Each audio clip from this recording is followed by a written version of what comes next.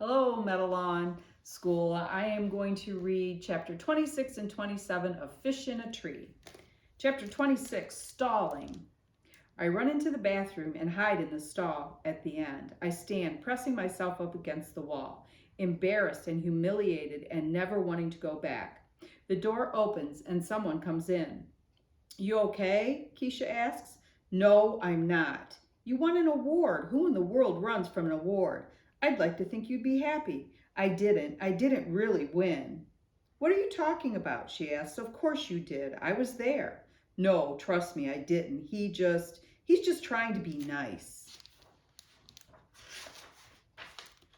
Why don't you come out of there? You don't understand. Just go away. You're right, Allie. I don't understand. I don't know why you're mad about an award. I feel so much worse than just mad. Look, I say, when you get on your bike, don't you expect it to hold you up? Not fall apart when you pedal? Yeah, so what? Imagine if every single time you got on your bike, you had to worry that the wheels would come off. And every time you ride, they do. But you still have to ride every day. And then you have to watch everyone watch you as the bike goes to pieces underneath you, with everyone thinking that it's your fault and you're the worst bike rider in the world. Why in the world are you talking about bikes and wheels coming off? My brain, I say, leaning my forehead against the cold wall, my brain will never do what I want it to do. Come on, it's not like your brain is broken. So you're not the best speller. So what? Your brain seems fine to me. You don't understand what it's like to be different than everyone else. Wait, have you noticed how different I look than everyone else in our class? It's not the same. Look, you're my friend, the best friend I have here. If you want to say things like that and make it hard to be your friend, then, well, I'll just wait for you to come to your senses. Oh, you're talking like a fool saying I don't understand what it's like to be different. But the thing is, I'm only different to the people who see with the wrong eyes. And I don't care what people like that think. I laugh a little. Albert says that the problem is that white people don't have enough melanin. He says that's the thing that makes human skin darker. Well, that boy is bonkers, but he is a smart one. She sounds happy now. Come on out. I lean against the wall for a minute more because it's easier to say my next thing without seeing anyone. It comes from a place so deep inside, it's like it's coming out of the ground. I just want to fix it. I just want to fit in for once. I mean, I really do, just to be the same as everyone else. Keisha doesn't answer for a while. Look, you don't fit in, I don't fit in. Albert doesn't fit in either. Who says who fits in anyway? People like Shay? That girl's just mean. Who cares what she thinks? The stall door is still closed, but I smile as I imagine Keisha's expression. I'm lucky to have her. Come on, Allie, who wants to fit in with people like Shay and her worse than awful friends? Thankfully, we'll never fit in with people like that. Keisha laughs again. One thing for sure, we're not going to fit in, but we're going to stand out, all three of us. You wait and see. You're going to be a famous artist, and Albert is going to cure cancer or invent talking fish or something. Talking fish? What would they say? Please don't fry me? I push the door open and her face is just like I imagined. And you're going to have a big baking business, right? Maybe in my spare time, I'm also going to rule the world. I laugh, then swallow hard. Thanks for being my friend, Keisha.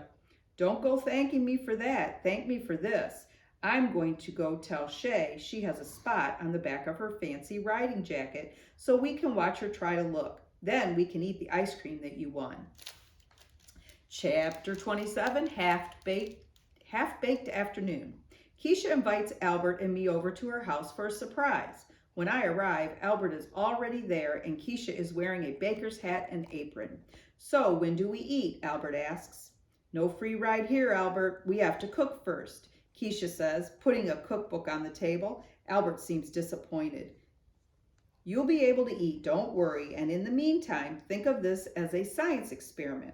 So it's two of your most favorite things, Albert. I am pretty happy until she opens the cookbook and slides it over to me. You're in charge. Of what? The recipe. What do you think? What? Is she kidding? And Albert, you can be in charge of rolling the dough. Going to try cookie dough today to see if the letters cook at a similar rate to cake. I'm freaking out over having to be in charge of the book. I'd rather be in charge of teaching cats to play hockey. And my mind spins into that mind movie. When I start laughing, Keisha asks me what I'm doing. I have to shrug, push the picture of a goalie cat with skates and a mouth guard out of my head. Allie, Keisha pokes me. Yeah? I asked, what's the first thing? Albert appears next to me. I'd rather do the book. You want to trade, Allie? You can roll out the dough. Sure, Albert. That's what you'd rather do. I don't mind switching. Albert begins reading the ingredients while I roll out the cookie dough. It's sticky and hard to roll. Keisha points to a package of flour. Hey, sprinkle some of that on. I manage to get the dough rolled out, but I have my doubts about all of this. I look to the alphabet cookie cutters she uses to make the letters. What do you want me to spell? Well, the letters are kind of big for cupcakes, so it can only be 3-letter words. Spell whatever you want. I spell cow because it's the first word I think of. Then we stand the letters up in the bottom of each cupcake mold and cover them with batter. Once Keisha slides the first batch into the oven, Albert asks, can I have some milk? Keisha shrugs. Sure, she says, taking a glass and filling it. Albert gulps it all down and asks, may I possibly have some more? We switched to water at home. I really miss milk. She hands him the gallon. Help yourself.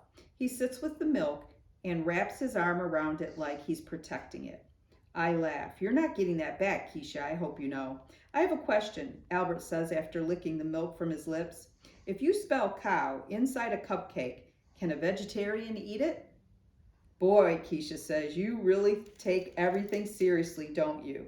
Hey, I turn to the oven. Is it supposed to be smoking like that?